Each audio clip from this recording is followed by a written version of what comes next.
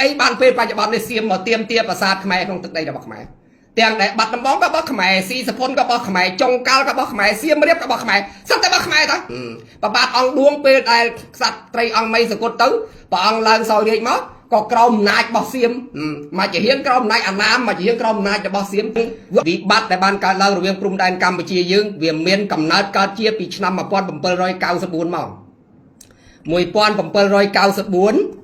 ព្រះអង្គឯងព្រះអង្គបានសោយរាជនៅក្នុងប្រទេសកម្ពុជាព្រះអង្គឯងជាបុត្ររបស់ព្រះអង្គតុនហើយព្រះអង្គត្រូវជាបុត្រធម៌របស់ស្ដេចចក្រីឬក៏យើងហៅថាព្រះចៅហ្វាជូឡាលោកស្ដេចអង្គនេះបានបញ្ជូនព្រះអង្គឯងមកសោយរាជនៅក្នុងប្រទេសកម្ពុជាយើងរួចហើយឲ្យចៅហ្វាបែនដែលជាសេនាផ្ទាល់របស់ព្រះអង្គនុនឲ្យមកជួយការពារចៅហ្វាបែនពេលមកដល់ទឹកដីខ្មែរយើងហើយមិនត្រូវជាមួយនឹងមន្ត្រីធំនៅក្នុងទីក្រុងឧដុង្គបានសុំភៀសខ្លួនទៅនៅខេត្តបាត់ដំបងក្រោយពេលដែលចៅហ្វាបែនទៅនៅខេត្តបាត់ដំបងចៅហ្វាបែនបានសរសេរសារជាសម្ងាត់មួយលួចតាក់ទងជាមួយស្ដេចសៀមដើម្បីសុំយកខេត្តបាត់ដំបងខេត្តសៀមរាបនិងខេត្តបន្ទាយមានជ័យក្រោមការគ្រប់គ្រងរបស់ខ្លួនរួចហើយលើកសួយសហករណ៍ទៅថ្វាយស្ដេចសៀមស្ដាប់ឲ្យទាន់ណាបងប្អូនចៅហ្វាបែននេះគឺជាជនជាតិខ្មែរយើងដែលពាក្យចៅហ្វានេះស្មើនាយករដ្ឋមន្ត្រីដោយសារมันអាចរស់នៅចុះសម្រុងគេជាមួយគ្នានៅក្នុងក្រុងឧដុង្គគាត់បានភៀសខ្លួនទៅកាន់ខេត្តបាត់ដំបងរួចហើយទៅសុំឲ្យស្ដេចសៀមជួយធ្វើម៉េចដើម្បីគាត់បានខ្លាយជាស្ដេចត្រាញ់នៅក្នុងតំបន់ខេត្តបាត់ដំបងក្រោយមកស្ដេចចៅហ្វាជូឡាលោកបានសរសេរសារមកសុំព្រះបាទអង្គឯងឲ្យកាត់ដែនដី3ខេត្តនេះឲ្យចៅហ្វាគ្រប់គ្រង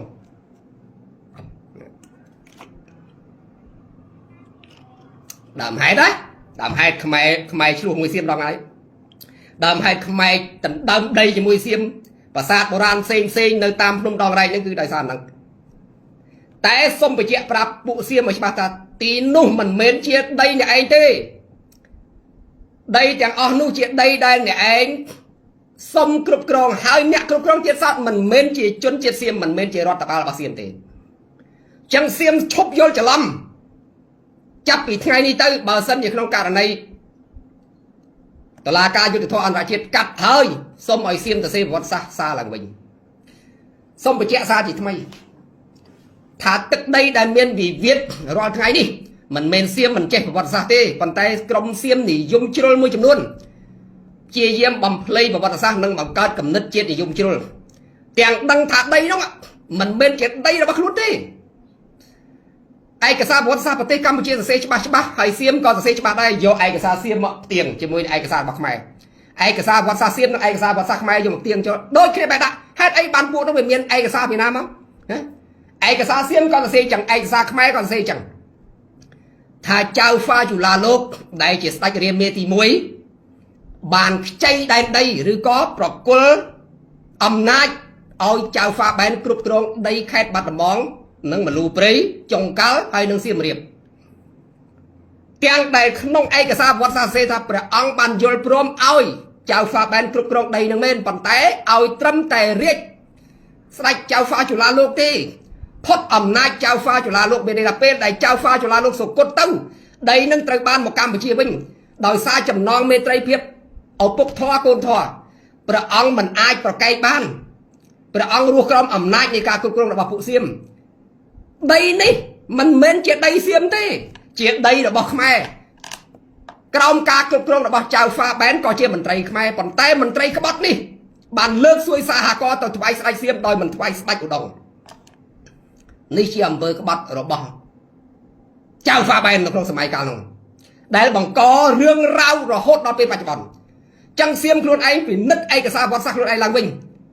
ដើម្បីកុំឲ្យមានបញ្ហាប្រទេសបន្ទុំគ្នារឿងដែនដីហ្នឹងវាអត់មានដីរបស់ឯងសំបីតន្តិច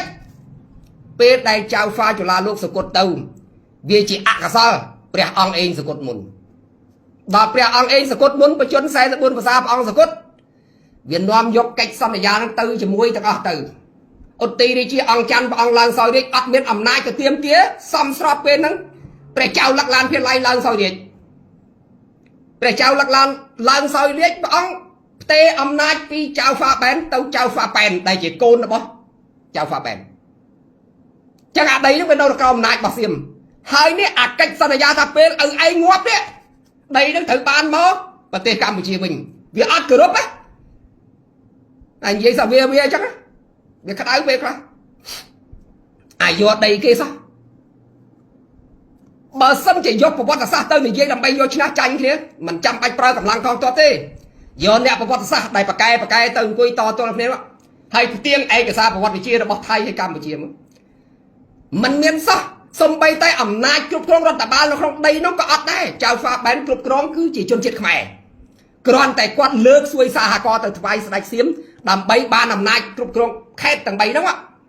hay ấy ban phê ba cho bọn này xiêm mà tiêm tia và sát khmer trong thực đây là bọc khmer tiền để bắt nằm bóng các bác khmer si sập phun các bác khmer trông cao các bác khmer xiêm mới các bác khmer sắp tới bác khmer ta nè à cái này nó làแบบcái này à cái này nó vô china cha nhà cái này nè chăngสรุปสิกไตពេលដែលព្រះអង្គសកត់ទៅហើយព្រះមហាក្សត្រសៀមក៏សកត់ទៅអំណាចរបស់ចៅលឹកឡានភាឡៃនេះប្រើអំណាចផ្ដាច់ការរបស់ខ្លួនមិនបកគលដីមកឲ្យកម្ពុជាវិញបកគលដីទៅឲ្យចៅហ្វាប៉ែនដែលជាកូនរបស់ចៅហ្វាប៉ែនដោយសារអំណាចអង្គច័ន្ទរស់ក្រោមអំណាចរបស់ស្ដេចសៀមផងអត់ហ៊ានក្អកអត់ហ៊ានកម្រើកអត់ហ៊ានតវ៉ាអត់ហ៊ានបះបោដីនឹងក៏វានៅអញ្ចឹងទៀតទៅអញ្ចឹងហើយគេលើកបុតរបស់គេមកឲ្យព្រះមហាក្សត្រគេលើកកូនរបស់គេមកធ្វើជាអ្នកមនាងរបស់ព្រះមហាក្សត្រដើម្បីទី1កុំឲ្យទៀមទាយកដីនឹងមកវិញវាជាផលវិបាកអញ្ចឹងយើងមើលឃើញថាចៅហ្វាបែនគឺជាបិតាក្មេករបស់ព្រះឧទ្ទិរាជាអង្គច័ន្ទពីព្រោះមានអ្នកមនាងម្នាក់នៅនឹងដែរពេលចៅហ្វាបែនងាប់ពឹបអំណាចស្ដេចសៀមប្រកាសដីនេះมันបានមកព្រះឧទ្ទិរាជាអង្គច័ន្ទទេដីនេះបន្តទៅកូនរបស់ចៅហ្វាបែនឡើងគ្រប់គ្រងអស់ពីប៉ែនចូលលោករស់អស់ពីរស់ចូលលោកនងអស់ពីនងចូលលោកញញអស់ពីញញចូលមកកថាថនឈុំ1907នេះបានបារាំងនេះទៅទៀមទាយកមកវិញ5 6ចំនួនមេដឹកនាំព្រះមហាក្សត្រខ្មែរយើងពេលដែលឧទ្ទិរាជាអង្គច័ន្ទសកត់ទៅអង្គមីឡើងសោយនេះក្រោមអំណាចរបស់វៀតណាមដីខ្មែរកន្លែងនោះក៏អត់មានអាណាទៅទៀមទាព្រោះចំបុកចំបល់អញ្ចឹងវាមានពេលណាទៅទាដីប្របាទអង្គឌួងពេលដែលក្សត្រីអង្គមីសកត់ទៅព្រះអង្គឡើងសោយរាជមកក៏ក្រោមអំណាចរបស់សៀមមកជាហៀងក្រោមអំណាចអាណាមមកជាហៀងក្រោមអំណាចរបស់សៀមវាអត់ទៀមទាដីយកមកកើតដីហ្នឹងវាកាត់វិវាទវល់វក់តាំងពីពេលនោះមកអង្គឌួងព្រះអង្គបានសោយរាជនៅឧដុង្គមេប៉ុន្តែអត់អំណាចដឹងតែដីហ្នឹងវាក្រោមការគ្រប់គ្រងរបស់ស្ដេចសៀមហើយចង់យកដីហ្នឹងមកវិញវាមិនបានដោយសារអីរាជអំណាចរបស់អង្គទុនខ្សោយណាប្រមាណហ្នឹងមើលអង្គអេងឧទ្ទិរាជាអង្គច័ន្ទក្សត្រីអង្គមីអង្គឌួង4ព្រះមហាក្សត្រឯនេះទំបាន3នៅសៀមទំបានពេកពុទ្ធយត់ហ្វាជូឡាលោកបច្ចៅលឹកឡានភេឡៃបច្ចៅនងខ្លៅយូហួរបាន3យើង4ព្រះមហាក្សត្រគេទំ3ស្ដេចគេអាយុវែងជាងណាប្របាទអង្គឌួងអង្គធ្វើនយោបាយមួយដើម្បីយកដីខ្មែរមកវិញមានតែផ្លូវមួយតាក់តងសម្ងាត់ជាមួយនឹងពួកបារាំងពួកកាតូលិកលួចទៅសេលិខិតមួយផ្ញើទៅហ្វីលីពីនធ្វើម៉េចឲ្យពួកនឹងចូលមកបាយយកលើផងបាយយកក្រោមផងពីព្រោះពេលហ្នឹងហែកប្រទេសកម្ពុជាចេញជាពីរអូតែព្រះអង្គសោយទីមង្គលព្រាមប្រទេសខ្មែរច្បាស់ជានៅក្រោមអំណាចរបស់គេពីព្រោះអីនរោត្តមព្រះអង្គក៏នៅក្មេងព្រះបាទស៊ីសុវត្ថិព្រះអង្គក៏នៅក្មេងរាជបុត្រសុទ្ធតែនៅក្មេងទាំងអស់អាណាមឈរជើងពីកោះស្លាកែតទៅដល់ពេលសៀមឈរជើងពីឧដុង្គទៅអញ្ចឹងបើក្នុងករណីព្រះអង្គសកត់ភ្លាមរាជបុត្រនៅក្មេងប្រទេសខ្មែរហែកចេញជាពីរច្បាស់ជាគេចែកដីខ្មែរត្រឹមទន្លេមេគង្គហ្នឹងមកជាហៀងម្នាក់ហើយចឹងហើយលួចទៅសេសារលិខិតមួយសារលិខិតហ្នឹងធ្វើដំណើរតាមសម្ពៅហ្នឹងទៅចតនៅសៀមទៀតសៀមចាប់បានសារលិខិតថាព្រះអង្គចុះចូលជាមួយពួកបារាំងដែលនៅក្នុងឯកសារប្រវត្តិសាស្ត្រគេនិយាយថាពេលដែលប្របាទអង្គឌួងយាងទៅទីក្រុងបាងកកទៅដល់ស្ដេចសៀមគប់នឹងស្បែកជើងហ្នឹងតែយើងវាអត់មានឯកសារយោងពិតប្រាកដបញ្ជាក់ទេគ្រាន់តែថាស្ដេចសៀមខឹងពេកថាព្រះអង្គនឹងទៅចុះចូលជាមួយបារាំងយកស្បែកជើងគប់ព្រះអង្គអានេះក៏លឺណាវាអត់មានឯកសារបញ្ជាក់ពិតប្រាកដទេអញ្ចឹងយើងក៏តែនិយាយទៅតាមតែពាក្យលឺដូចគ្នាតែបើសិនជាចរិតរបស់ពួកស្ដេចសៀមដែលគេមើងងាយគឺមើងងាយអញ្ចឹងពួកសៀមមើងងាយខ្មែរណាស់តែស្អីស្ដេចខ្មែរយើងត្រូវបានគេលើកតម្កើងគេឲ្យសោយរាជគេតែងតាំងមេតបមកតែងតាំងមកអំណាចវាក្រោមគេដល់អំណាចវាក្រោមគេព្រះអង្គក៏មិនសប្បាយប្រតិដែរបានចេះស្វាស្វែងរកណាឃើញបារាំងចូលមកហ្វីលីពីនហើយនោះចេះតែរាវដៃទៅចាប់បរទេសមកក៏នោះបានអានេះសារភាពនោះវារួចវិញចឹងហើយគេថារាជសារនោះត្រូវបានពួកសៀមចាប់បានរហូតដល់គប់ស្បែកជើងដាក់ព្រះអង្គ cầm riêng bọn mình oi rơ luôn tranh pi ẩm này nó bảo phụ xiêm tì có vấn đề nơi nông sầm mai đại pre nó đom bọn làng sơi đi mà pon bầm bay rồi học sắp bọn sau thì bằng cột bọn ban sẽ xe xa đi khát mũi nhờ từ mê đặc non bà rắn để cho chướng chia kẹt ti bạc xa nơi nông bờ tì Philippines pre ông nâng vai chỉ mê vai chỉ lưới bờ sâm chỉ nông cạn này bà rắn non con to bọc luôn móc vay vô từ đây cô sang xin mình đây cho xa nu trời ban kỳ chạp ban rồi hơi tụm nẹt tụm nông bà răng chỉ mùi Campuchia có viêm mô khẽ chạp bị pê mong có bàn tay không đây bèn đom làm online sau đấy bà răng ban chạp bình chun mô hốt ai mau bà tê bọc luôn bà tê Campuchia chẳng mô hốt ban ta mưa từ đây mày nhưng ta xong tụm nông đừng do ban ấp chẳng đủ đa là kế chôn mà này chôn mà pi nhạc cái chay lời kia muối từ Việt Nam muối từ Lào muối nơi Campuchia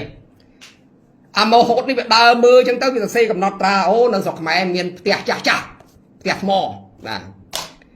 tẹt mò cha xây cái bằng vốn cô nhá cái ắt qua bờ sát cái thằng tẹt mò cha bố ơi khơi mò lực tộc lực kia đó chẳng mô hốt đi hơi chỉ nè xây cầm nọt ra còn tay mô hốt luôn ấy ban tầng ngọt nơi bờ tì Lào đủ đa là cái này có đôi chuyện con tranh đôi chuyện ngọt nơi bờ tì nào để khiêm phê tử chẳng pi nè đấy ban chôn một Campuchia dướng đâm bay bình chốt bình chôn pre nó đóm oi khai từ chia na chia ba là bảo phụ bà rằng xong sau pe năng pre nó đóm ông khơi tha nay cho bảo phụ xiêm nè việc cướp rong ông phong ông ở trong đọc luôn đây có bàn tay từ sắc xa mua là hết thà hết ấy pe để bà rằng chôn mà đó Campuchia hơi hết ấy Campuchia mình ai đọc luôn tranh pi nay bảo xiêm hơi hết ấy ban chỉ không riêng pre nó đóm để miền dạy pe chết xe sắp năm mạch ban pre rồi đó mình ai tiêm tia dục đây khét bắt đầm bong xiêm riết si phun mà lu prey trong cá một chỉ đem đây là bạc mày mình ti môi pre ông miên tụm nục chất nó lơ buộc bà rằng nó trong năm mà con bay rồi bay sẽ buôn bà rằng ban đó nay pre mà sát ông đi để mơ khơi tha buộc bà rằng đi ọt miên tụm nục chất đi bà ông ọt miên tụm nục chất khai bà rằng đọ luôn tranh tao bắp xiêm thì thơ bạc đôi chân hay nó trong năm mà con bay rồi học sập buôn pre ông ban lui thưa sự thích sinh nhà sầm ngặt môi chỉ môi nương phụ xiêm tôi qua là Campuchia chỉ rót rồi nọp môi là bỏ xiêm rồi lại thì thay thì bắt thà bà răng đặt ẩm nai trục trông hơi nữa bà ông nào nuôi từ chạp đai chỉ môi phụ xiêm bọn tốt chất tì môi bà con cầm nếp bỏ xiêm phong kiếp từng con sọp bạc vàng tì pí pê là bà răng tranh tới bà ông khai xiêm thưa bạc chẳng hay bà ông trên tầng nuôi lúc đây thì chập đánh xiêm trên sầm ngặt chẳng Campuchia khai chỉ rót sầm ăn là rót bỏ xiêm là hột màu ní chưa bị bắt là vô bái khai coi chỉ phép cầm soi là phải mặc sắc bằng nút smile tây từ cao rồi sao bảo mình miên tụm nút chất lơ bảo chẳng ấy bảo cái thà phải mặc sắc rồi đấm cứ chỉ phải mặc sắc đây mình nè cái gì chắc á đôi khi không smile cao đây bảo soi thì những kia bàn co sang ai ơi xong bay thành tách miên ấy mình tách cái thơ ơi đúng không đây cái vô thật phải mặc sắc ông đi mình ta mình chia kì chẳng ấy nó không sao mà con bay rồi 84 Sa Thompson tê sa bị 3% đủ chấn mau piประเทศ Philippines มันนอมกองตบนามหมอนอมกองตบปรางหมอ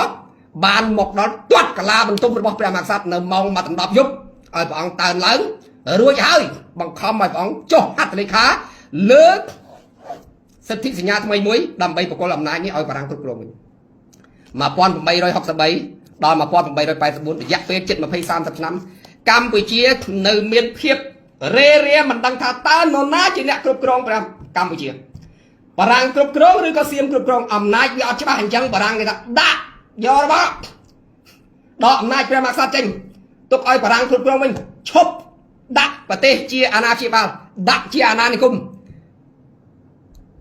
ចំបោកចំបល់1884ដល់1886បានចប់សង្គ្រាមព្រះស៊ីវុត្ថាជាមួយពូកបអាចារ្យស្វាងើបបះបោដើម្បីទាមទារអំណាចឲ្យព្រះមហាក្សត្រវិញបារាំងច្បាំងគ្នាជាមួយអ្នកបះបោខ្មែរយើងពី1884ដល់1886ពី3ឆ្នាំនេះគឺធ្វើសង្គ្រាមពេញបន្ទុកមកចុងក្រោយបារាំងបានព្យាយាមបកគលអំណាចតិចឲ្យព្រះនរោត្តមវិញដើម្បីឲ្យបន្ធូរកម្ដៅនយោបាយរួចហើយពេលហ្នឹងព្រះអង្គបានគៀងកអ្នកស្នេហាជាទាំងអស់ហ្នឹងប្រាប់ថាឥឡូវបារាំងព្រមបកគលអំណាចឲ្យព្រះអង្គវិញហើយបញ្ឈប់ការបះបោទៅបន្ទាប់ពីបញ្ឈប់ការបះបោនេះហើយដែលគេបោកយកកាឡាហោមគង់ឲ្យចូលរាជវាំងកាឡាហោមគង់មនុស្សស្មោះត្រង់ជាអ្នកបម្រើព្រះមហាក្សត្រព្រះអង្គស្រឡាញ់ព្រះអង្គពេញចិត្តព្រះអង្គមិនចង់ឲ្យគេប្រើអំណាចគៀបសង្កត់ព្រះអង្គដកអំណាចព្រះអង្គចឹងកាឡាហោមគង់ខ្លួនឯងក៏ចេញបះបោតស៊ូដល់ពេលចាប់ហើយ ការប្រកាសថាបញ្ចប់សង្គ្រាមហើយលែងមានការតវ៉ាផ្ទុះការបះបោរហើយសូមឲ្យមន្ត្រីទាំងអស់ចូលវាំងកាឡាហុំគង់ចាញ់បោកគេចូលវាំងគេចាប់ចងដាក់ស៊ីម៉ាំងកប៉ាល់ទៅងាប់ឯណាក៏មិនដឹងចឹងទៅនេះអ្នកស្នេហាជាតិខ្មែរវិបត្តិនយោបាយកើតឡើងយ៉ាងធំនៅក្នុងរាជព្រះនរោត្តមដោយសារតែខ្វះទំនុកចិត្តក្នុងការដឹកនាំរបស់ពួកបារាំងនិងព្រះអង្គមិនអាចដកខ្លួនចេញពីសៀមនេះហើយទើបវិបត្តិនេះវាកើតរ៉ាំរ៉ៃធ្វើឲ្យដីខ្មែររបស់យើងនេះវាអូសបន្លាយរហូតដល់ព្រះអង្គសោយទីមង្គតនៅក្នុងឆ្នាំ1904 1904គ្រាន់តែព្រះអង្គសគត់ភ្លាមព្រះស៊ីសវត្តព្រះអង្គឡើងសោយរាជព្រះអង្គទាមទារយកដីមួយគ្រប់វីរភាពព្រះរាមសគត់ភ្លាមព្រះស៊ីសវត្តឡើងសោយរាជពុប1904ឡើងសោយរាជសគត់ថ្ងៃហ្នឹងឡើងសោយរាជថ្ងៃហ្នឹងដើម្បីកុំឲ្យអត់ព្រះមហាក្សត្រព្រះអង្គធ្វើចលនានយោបាយមួយពួកបារាំងទាមទារយកដីខ្មែរវិញទាមទារយកដីខ្មែរវិញតាំងពីតារបស់យើងតាំងពីអង្គឯងដីនេះមិនមែនដីឯងទេដីនេះដែលឯងគ្រប់គ្រងសម័យតារបស់យើងក្រោមអំណាចឯងអញ្ចឹងរួមសហការគ្នាជាមួយបារាំងអញ្ចឹងហើយបានអ្នកលោកសៀមអ្នកគាត់នៅយិតធឺភាសាខ្មែរយើងថាប្រកាន់ជាប់ណាយិតធឺប្រកាន់ជាប់អា1904អាផែនទី1ថាប់ 20000 30000របស់គេនេះសម័យកាលដែលព្រះមហាក្សត្រមិនទាន់ឡើងសោយរាជជាក់លាក់ដែលអាចបំពេញរាជកិច្ចបានផងគេទៅធ្វើផែនទីតែខ្លួនគេមួយអា1904អាណាគេព្រមម្នាក់អាណាគេស៊ីបាយត្រឡោកខ្ញុំចង់ណាស់បងប្អូនបើមានឱកាសទៅតទល់ជាមួយនឹងអ្នកប្រវត្តិវិទ្យារបស់ពួកថៃហ្នឹងអាពួកជ្រុលនិយមហ្នឹងឡើងតុកមូលចរចាគ្នានិយាយឲ្យអស់សេចក្តីមកឈ្នះចាញ់គ្នាដោយរឿងប្រវត្តិសាស្ត្រខ្ញុំចង់តែច្បាំងគ្នាពេកគេប្រកាន់ខ្ជាប់នៅអា1904ជាថ្ងៃឆ្នាំកាលបរិច្ឆេទដែលព្រះនរោត្តមសោយទីមង្គតព្រោះអំណាចរបស់គេគ្រប់គ្រងលើព្រះនរោត្តមតែព្រះស៊ីសវត្តមិនក្រោមអំណាចរបស់ពួកសៀមទេព្រះអង្គយកបង្អែករបស់ពួកបារាំងមកចុងគៀបសង្កត់ដុកដាន់ធ្វើម៉េចឲ្យបារាំងទាមទារយកដីមកវិញពីព្រោះមិនមែនជាដីរបស់សៀមសំបីតែបន្តិចដកតែអំណាចរដ្ឋបាលរបស់ពូជចៅហ្វាបែនចេញគឺដីរបស់កម្ពុជាត្រូវទេបងប្អូនយល់តាមគំនិតរបស់ខ្ញុំហ៎វាអត់មានសៀមឯណាគ្រប់គ្រងកម្ពុជាណាគឺខ្មែរយើងជាអ្នកគ្រប់គ្រងណាដូច្នេះហើយនៅក្នុងឆ្នាំ1907 1908 2ឆ្នាំនេះបារាំងសៀមបានចុះសិទ្ធិសញ្ញាយោគយល់គ្នាមួយដូច MOU ឆ្នាំ2000អញ្ចឹងគ្មានន័យថាព្រមប្រគល់ដីទាំងអស់ហ្នឹងឲ្យមកកម្ពុជាវិញអញ្ចឹងហើយដកពូជចៅហ្វាបែនចេញគឺអាកថាថនជុំដែលកាន់ខេត្តបាត់ដំបងចុងក្រោយគេ10ឆ្នាំហ្នឹងបារាំងថាអស់នៅហ្នឹងទៅធ្វើចវាយខេត្តបាត់ដំបងហ្មងទៅពួកឯងខ្មែរតែពួកនេះវាមិនចង់នៅទេពីព្រោះវាក្បត់ខ្មែរមក6ចំនួនមកហើយមកដល់ចំនួនវាហ្នឹងអញ្ចឹងហើយបាននៅក្នុងឯកសារវត្តសាស្ត្ររបស់អានេះណែតូចឈួងទៅសេថាលោកម្ចាស់បាននាំប្រពន្ធនាំកូនមីនុំមីនាងមីញាក់មីញ៉ៃមកចត់អាចចែមរាល់ទ្រព្យសម្បត្តិរបស់កម្ពុជាយើងគេតនៈភ័ណ្ឌខ្មែរយើងមាសពេជ្រកែវកងវិទូសូរកាន់ដឹក200អតេសទៅនៅខេត្តប្រចាំបុរីណាមិនហ៊ាននៅខ្មែរពពូជនឹងក្បត់ជាតិតែបើយើងគិតវិភាគពិចារណាថាពូជនឹងក្បត់ជាតិទេសូម្បីតែយើងខ្លួនឯងក៏យើងធ្វើអញ្ចឹងដែរដើម្បីរស់ត្រូវតែក្បត់ជាតិខ្លួនឯងអាហ្នឹងមនុស្សខ្លះវិញអញ្ចឹងដើម្បីរស់ត្រូវតែក្បត់ជាតិនេះជាប្រវត្តិសាស្ត្រជាក់ស្ដែងពិតប្រាកដដែលធ្វើឲ្យខ្មែរមានវិវាទជាមួយនឹងពួកសៀមរហូតមកដល់សប្តាហ៍ថ្ងៃអង្គឯងឧទ្ទិសជាអង្គច័ន្ទក្សត្រីអង្គមីព្រះអង្គឌួងព្រះនរោត្តមព្រះស៊ីសវត្តណាមកដល់ស្ដេចទី6នៃកម្ពុជាតាំងពីការគ្រប់គ្រង1794មកដល់1904នេះពេលដែលព្រះនរោត្តមសោយទីមង្គតបានដីមកកម្ពុជាវិញអញ្ចឹងវាចូលដល់រាមាទី5ព្រះចៅយ៉ាវហ្វាจุฬាលោកព្រះពុទ្ធលក្ខឡានភាល័យព្រះចៅនងខ្លៅจุฬាលង្កនមកដល់ជីវរាវុធស្ដេចគេមកដល់ទី5ដែរឯងទី6ដោយសារឯងព្រះមហាក្សត្រអង្គយើងនេះអាយុបញ្ជនក៏ខ្លី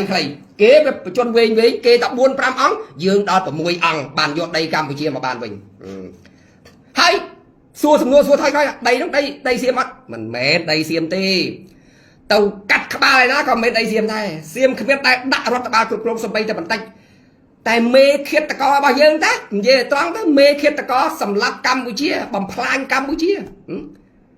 អត់លើកសួយសារកមកថ្វាយស្ដេចឧដុង្គទេសុកចិត្តលើកសួយសារកដែលប្រមូលបានពី3ខេត្តនឹងយកទៅឲ្យស្ដេចសៀមហើយឲ្យស្ដេចសៀមជួយបន្ទប់អំណាចរបស់ខ្លួនក្នុងខេត្តហ្នឹងចុងក្រោយមិនហ៊ាននៅខ្មែរណាអត់ហ៊ាននៅខ្មែរទេនាំសួយសារកអីទាំងអស់ហ្នឹង នាំមីនុំមីនាងរត់ទៅនៅខេត្តប្រចាំរ៉េទៅសុំចុះសញ្ជាតិជាជនជាតិសៀមរហូតដល់ពូជចៅហ្វាបែននេះចៅទួតលួនលារបស់គាត់កូនកថាថនជុំនេះអាភ័យសមុងខួងនេះកាន់ជារដ្ឋមន្ត្រីរបស់ថៃនាយករដ្ឋមន្ត្រីថៃក្នុងឆ្នាំ1945ពូជនឹងមិនធម្មតាទេពូជនឹងពូជគាត់បើទៅនៅក្នុងទឹកដីថៃហើយដែលជាជនជាតិដើមរបស់ខ្មែរហ្នឹងរួចហើយបានធ្វើជានាយករដ្ឋមន្ត្រីថៃទៀតណាអាភ័យសមុងខួងណាពូជនឹងមិនមែនធម្មយុទ្ធទេពូជនឹងពូជបង្កើតបញ្ហាឲ្យកម្ពុជាចង់ទៅកោះខ្មោច6 7ជំនាន់មកហើយយកមកនោមដាក់ក្បាលឲ្យទៀតមែនតើនិយាយក្តៅប្រវត្តិសាស្ត្រ1945អាភ័យសមុងខួងខ្លួនឯងជាអ្នកអះអាងថាទឹកដីខេត្តបាត់ដំបងទឹកដីខេត្តសៀមរាបជាទឹកដីរបស់ពួកថៃនេះអាពូជក្បត់ជាតិនិយាយក្តៅណាស់កម្ពុជាទទួលបានឯករាជ្យ1953ត្រកូលរបស់ពួកអាភ័យសមុងខួងនៅតែអះអាងថាដីនឹងដីរបស់សៀម45អាភ័យសមុងខួងឡើងកាន់អំណាចនៅតែមានអំណះអំណាងថាទឹកដីដែលបាត់ដំបងសៀមរាបនេះជាទឹកដីរបស់សៀមម៉ែឪដូនតាឯងវាធ្លាប់គ្រប់គ្រងហើយប៉ុន្តែក្បាលឯងក៏វាខ្មែរដែរនេះខ្ញុំក៏មិនចង់និយាយឯងអាមឹងក្នុងការ live ផ្ទាល់ប៉ុន្តែពេលខ្លះក្តៅណាស់វាមកបង្កើតបញ្ហាឲ្យយើងអញ្ចឹងហើយពេលដែលវាព្រមដកថយនៅក្នុងឆ្នាំ1908នេះគេបានគូសផែនទីតាមអនុសញ្ញាបារាំងសៀមដោយយកខ្នងភ្នំដងរែកគឺជាព្រំកូលសីមាគិតទៅបងប្អូនណាដីវានៅមេឃដីណានោះទីបំផុតតែបារាំងណាសុកចិត្តអនុលោមមានន័យថាឲ្យដីនឹងមកកម្ពុជាវិញសុកចិត្តយកខ្នងភ្នំដងរែកនឹងធ្វើជាព្រំបន្ទល់ទៅអញ្ចឹងការគូសផែនទីនៅក្នុងសម័យបារាំងសៀមតាមអនុសញ្ញាបារាំងសៀមហ្នឹងប្រាសាទតាមន់តាកបីប្រាសាទដងវាយអីហ្នឹងដែលហៅថាប្រាសាទតាកបីហ្នឹងសុទ្ធតែនៅក្នុងទឹកដីរបស់កម្ពុជាតាមន់ប្រាសាទតាមុនប្រាសាទតាមឿនហ្នឹងប្រាសាទដងវាយដែលគេហៅប្រាសាទតាកបីហ្នឹងសុទ្ធតែនៅក្នុងទឹកដីរបស់កម្ពុជាទាំងអស់បើយើងគោរពទៅលើគំនូសផែនទីក្នុងឆ្នាំ1907និង1908ចឹងហើយសៀមបារាំងបានសម្រេចបោះបង្គោលព្រំសីមាចំនួន73បង្គោលដែលចាប់ដើមបោះពីខេត្តស្រុកកន្តលៈខេត្តស៊ីសាកេតបង្គោលទី1ចុះទៅដល់ចាំយាមខ្ញុំឃើញពីណាគេទៅអែឡាបង្គោល73ថ្ងៃមុននៅតំបន់ចាំយាមដែលមានមួយជាងភាសាក្រុងសយ៉ាមមួយជាងប្រទេសកម្ពុជាឈ្មោះទីក្រុងកម្ពុជាបាទបោះ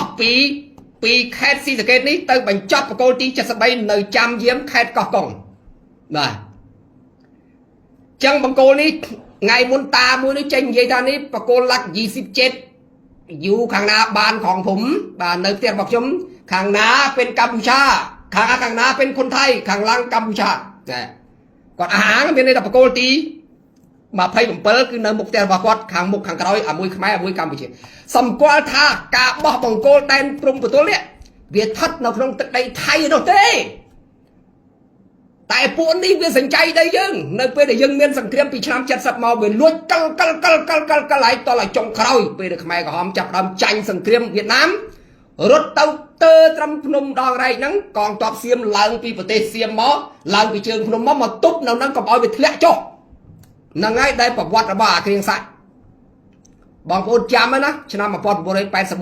គ្រៀងសាក់ស៊ូរនិនគឺជានាយករដ្ឋមន្ត្រីដែលដឹកខ្មែរយើងពីប្រទេសសៀមភៀសខ្លួនចូលទៅយកទៅចាក់ចោលភ្នំដងរែកឲ្យគ្នាដើរជន់មីនអីងាប់ហ្នឹងហើយអាតកែសាំង PTT មិនមែនបង្កើតគំនិតជាតិនិយមទេណានិយាយនេះគឺឲ្យយើងដឹងយើងយល់ពីប្រវត្តិសាស្ត្រ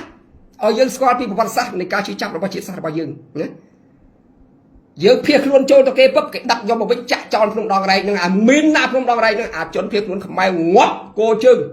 នឹងសម័យគ្រៀងសាក់ស៊ូរនិនសពថ្ងៃតកែ PVT ណាផលិតផលណាក៏ដោយជាប្រើទៅឲ្យតែប្រើទៅមានគុណភាពជាប្រើទៅកុំធ្វើពហិការមិនប្រើកុំបង្កើតគំនិតជាតិសាសន៍រើសអើងគ្រាន់តែនិយាយរឿងប្រវត្តិសាស្ត្រនេះឲ្យយើងដឹងយើងយល់អំពីជាតិសាសន៍មួយដែលមានសត្រូវមួយជាតិសាសន៍មួយប្រភពកំណើតនៃបញ្ហាណាអញ្ចឹងបើយើងអំណះអំណាងលើប្រវត្តិសាស្ត្រនៃប្រទេសកម្ពុជាយកពី1904 1907 1908វាផ្សឹងថាវាមិនគួរនឹងនិយាយបើនិយាយចំឥឡូវយើងមើល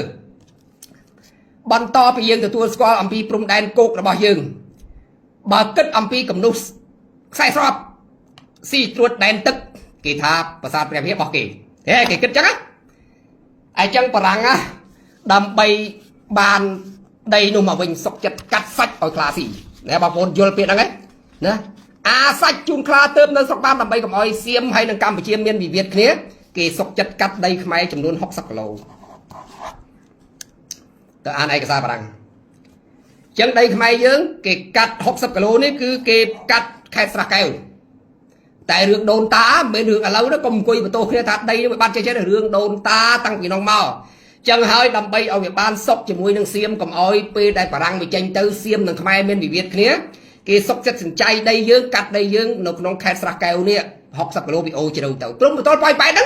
cắt tư nâng hơi đại miền bị Việt là hốt là stock cọ thông nâng nông khai sạc kèo chôn tập nông thực đây xiêm cho mà bọn bữa đây bay sập pí ai cái xa khai dương còn nơi xây là stock cọ thông bao dương cầm bàn tay bây đây Campuchia thưa Sama Campuchia một đại mau bị chìm lúc nữa đây buôn cả lô xiêm sình chay vô cal trong cái pasar stock cả thông được trong đây bà xiêm số tha anh chú chắp á ở đường chắc tầm miền sừng kiếm kế tầm đảo mới miền sừng kiếm kế cal lại miền sừng kiếm kế chuyết ở cả hai chân công chuộc nè mà bà to thế cái đây đam bay ở ruột ở đường nó còn ở miền Việt ở viên của tây thằng Pí chân bà răng luôn ai đây chỉ mà cha na thì cũng chỉ diêm cắt này cắt luôn đam bay tầm rau chất từ lứa phụ xiêm còn ở miền Việt kia còn ở chuộc kia chạy đòn ấy nơi trong năm mà bọn một đôi xe sập mũi nơi pe đài sừng kiếm về real đa chạp che sừng kiếm lâu lương tí nắng phụ chỉ bốn nắng cái màu đo xiêm chân cái màu đo xiêm cái chọn đạ na này cùng lừa xiêm tài xiêm ở đạ na này cùng tê xiêm ở pra và tê luôn chia và tê chầm long đâm bay đạ con toát chầm long tàu can đầm bón gì à thế tàu can đầm bón phộng núi chấn rồi có tàu can đầm bón Asia Pacific xiêm bị do prom nó bị chlat á bị lực đai of Osato ở phụ con trong chỉ phun đạ to bắt tay bị ở đạ này cùng mình chẳng hơi vì tàu pra phụ chỉ phun thangปีnăm mà pon bốn rồi bầm pil mà pon bốn rồi bầm bay và răng á đại chia mà cha na thì cũng đấy bàn thơ ca bằng không ở với cắt đây chùm luôn bay khét oi tứ Campuchia chẳng hay bậc nông cạn này chùm oi này anh đã con cho được đây bậc chấm này anh chui kiếp sừng con ở mấy oi rồi tham bị ban Campuchia và cô đây ní một oi chùm mình mà pon bốn rồi sam sắp bốn bia si sập mà đi vung vào ông nâng soi đi nhờ lời đò xe sập xe với ban vào ông sự cột chẳng xe sập muối chia đi hôm nay đã bóc bát nổ ông xì nụ nhé vậy cho mà sam sập bốn xe sập xe muối ní á bộ chỉ pon cái pung là sừng trứ Campuchia dương à và cô đây ní oi xiêm vinh tụi này vô đây xiêm đòi xa ấy xiêm oi đã còn toạp chẳng hai bộ chỉ pon ní ban kiếp sập cọt về là bà đang tránh bà đang đọ toạp con thoi tranh vì Campuchia đọ con toạp thoi vì Campuchia mà chỉ muốn là bây giờ tụt tôi chỉ mới quả là mắng đây Campuchia đâu ăn viên nhạc cà phía bộ chỉ pon này kiếp sừng con oi rót tham bị ba khai dương của cô đây khét chẳng bay ní oi tư vía để thọt cục lòng bình còn té mình chỉ pui chỉ bó chào phá bèn tê chào phá bèn nó bị tranh tăng pi chấm non nó mà pon bốn rồi bờ này Campuchia ban bắt băng đây nó chỉ lương tỷ pi bắt băng đây nó chỉ lương tỷ pi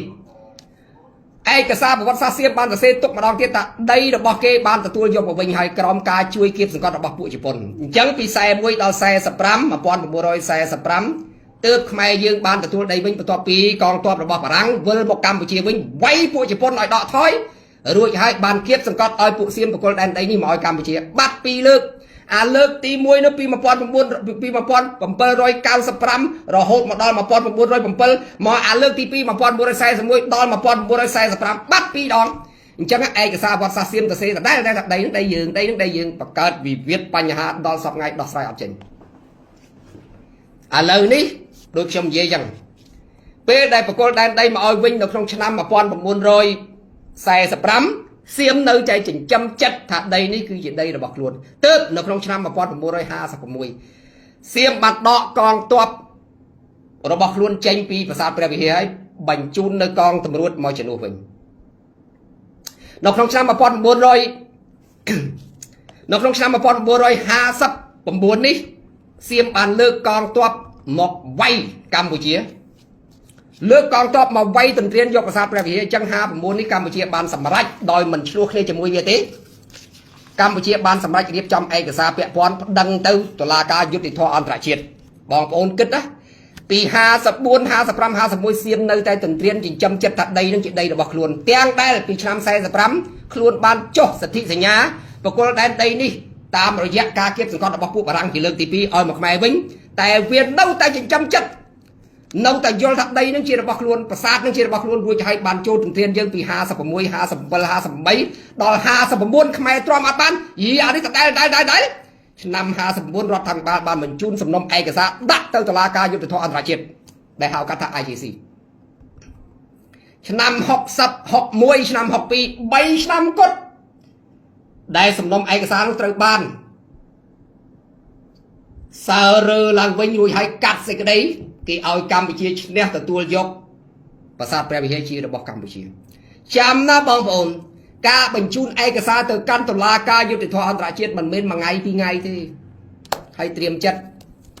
គ្រាន់តែឆ្នាំ59យើង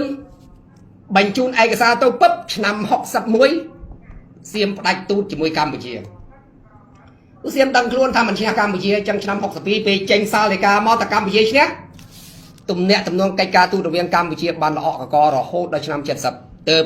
សៀមសម្រេចចិត្តដាក់ទូតវិញនៅក្នុងសម័យកាលសាធារណរដ្ឋដែលដឹកនាំដោយសេនាប្រមុខលន់នល់នេះគឺជារឿង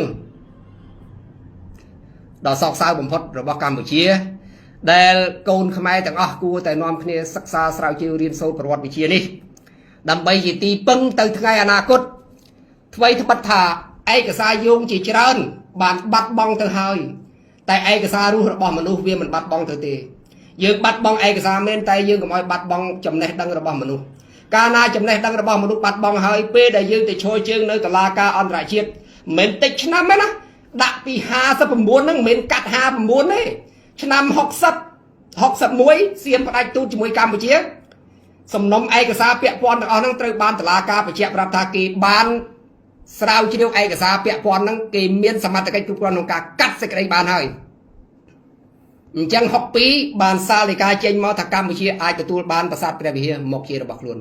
ដើម្បីបញ្ចប់រឿងនេះតុលាការយុត្តិធម៌អន្តរជាតិបានកាត់សេចក្តីឲ្យយកចណ្ដើផ្ទះទៅពួកសៀមហើយទួផ្ទះមកកម្ពុជារហូតកម្ពុជាអត់មានផ្លូវឡើងប្រើផ្លូវរបស់សៀមទើបមកដល់ក្នុងឆ្នាំ2000អនុសារណៈយោគយល់ដែលយើងហៅថា MOU ការរកស៊ីចូលគ្នាក្នុងតំបន់បរមស្ថាននេះឬក៏ការជាប់ចំណងមេត្រីភាពដើម្បីតាក់ទងបញ្ហាព្រំដែនឬក៏គណៈកម្មការព្រំដែនគេចាប់ដើមបោះព្រំប្រទល់ដែនគោកនេះកម្ពុជាយើងបានរកស៊ីប្រាសាទផ្សេងនៅតាមតំបន់ហ្នឹងឲ្យវាមានផលចំណេញគំទុកអត់ប្រយោជន៍ភ្ញៀវមកពីថៃក៏បានលុយថៃខ្លះខ្មែរខ្លះភ្ញៀវមកពីខ្មែរក៏បានលុយគេខ្លះចឹងទៅណាអាហ្នឹងហៅថាអនុសារណៈយោគយល់នោះ MOU នោះបាទបញ្ជូនឯងទៅអញបញ្ជូនអញមកឯងរកស៊ីចឹងណាកុំឲ្យបិទព្រំដែនឃ្លោះព្រំដែនចិត្តពេកផលវិបាកនេះវាកើតឡើងអំពីបញ្ហារបស់រដ្ឋាភិបាលសៀមខ្លួនឯងខ្ញុំមិនពាក់ព័ន្ធកិច្ចការផ្ទៃក្នុងរបស់រដ្ឋាភិបាលថៃទេបាទចង់អ្នកឆ្លោះគ្នាជាមួយទាហានជាមួយអីទៅប៉ុន្តែគាត់នៅក្នុងនាមខ្ញុំជាអ្នកសិក្សាស្រាវជ្រាវប្រវត្តិសាស្ត្រខ្ញុំមើលឃើញថាវិបត្តិទាំងអស់នេះដោះស្រាយបានលើកលែងតែមានការយល់គ្នានៅក្នុងផ្លូវច្បាប់បាទបើសិនជាមិនយល់គ្នាក្នុងផ្លូវច្បាប់ទេដោះស្រាយឲ្យងាប់ទៀតក៏មិនរួចដែរពេលភាគីឬក៏គណៈកម្មការព្រំដែនចូលទៅដោះស្រាយវិបត្តិនេះមិនបានទេបានយ៉ាងខ្លាំងជំនុំគ្នាសម្រុះសម្រួលដែលគួរតែបោះព្រំដែនដោយរបៀបម៉េចបើសិនជាមិនមានសេចក្តីសម្រេចពីសាលដីការបស់តុលាការអន្តរជាតិដើម្បីបញ្ជាក់ថាដីនេះដីយើងឬដីនេះដីគេហើយបោះបកគោព្រំដែននោះមិនអាចទៅរួចឡើយណាវាជាផលវិបាកសម្រាប់ជាតិសាសន៍របស់យើងដោយសារជាតិសាសន៍យើងវាតូចអញ្ចឹងហើយត្រូវបានគេមើលងាយបញ្ជាក់ថយក្រោយឡើងវិញការត្រៀមយុទ្ធសាស្ត្របើសិនជាការសង្គ្រាមឡើងដោយប្រការណាមួយកម្ពុជាត្រូវទប់ស្កាត់រៀនដាំបន្លែខ្លួនឯងរៀនផលិតហូបខ្លួនឯងពីព្រោះយើងនឹងមានកម្លាំងបន្ថែមទៀតឧទាហរណ៍ថាពលកររបស់យើងនៅគេ1លាន2លានអ្នកអញ្ចឹងគាត់ត្រូវតែចូលមកក្នុងប្រទេសកម្ពុជាហើយអញ្ចឹងទន្ទឹមពេលដែលគាត់ចូលមកក្នុងប្រទេសកម្ពុជាគាត់ត្រូវការហូបដូច្នេះសង្វាក់ផលិតកម្មរបស់កម្ពុជាត្រូវទី1កុំឲ្យអតិផរណាលុយគឺការយោគយល់បន្លែខ្មែរអាហារខ្មែរត្រូវតែលក់ឲ្យវាថោកអញ្ចឹងប្រជាជនខ្មែរត្រូវយល់កន្លែងហ្នឹងណាត្រូវឆ្លាតកន្លែងហ្នឹងដើម្បីកុំឲ្យកើតអតិផរណាលុយយើងត្រូវតែចេះយោគយល់គ្នាកុំឲ្យតែឈប់នាំបន្លែចូលពីថៃហើយណាយើងត្រូវតែលក់ឡើងថ្លៃអញ្ចឹងវាកើតឲ្យមានវិបត្តិនៅក្នុងស្រុកខ្មែរឯងហើយពេលដែលចាប់ដើមមានសង្គ្រាមកើតឡើងខ្ញុំគិតថាប្រទេសដែលរងផលប៉ះពាល់សេដ្ឋកិច្ចខ្លាំងជាងគេមិនមែនកម្ពុជាទេខ្ញុំបាននិយាយដដែលថាកម្ពុជាធ្លាប់អត់ឃ្លានមកហើយ รองพอปะปอดคลังជាងគេគឺជនជាតិមួយដែលធ្លាប់រស់នៅទំនើបស៊ីវិល័យមិនធ្លាប់អត់ឃ្លានហើយបើនិយាយរឿងសង្គ្រាមកុំអួតចាំបាញ់គ្នាហើយចាំមើលទៀតអាណាឈ្នះអាណាចាញ់ប៉ុន្តែបើនិយាយពីរឿងអំណត់អត់ធន់កម្ពុជាហើយកម្ពុជាប្រកែអត់ធន់ប្រកែអត់ទ្រាំប្រកែទ្រាំការលំបាកប្រកែទ្រាំហូបបាយកតាហូបបាយក្រៀមអីចេះតែហូបបានដូច្នេះជនជាតិថៃមិនអាចទ្រាំការលំបាកបានយូរទេពលរដ្ឋរបស់គេធ្លាប់រស់នៅស៊ីវិល័យទំនើបហាងម៉ាស៊ីនត្រជាក់ធ្លាប់តែហូប hamburger pizza มันអាចមកទ្រាំលំបាក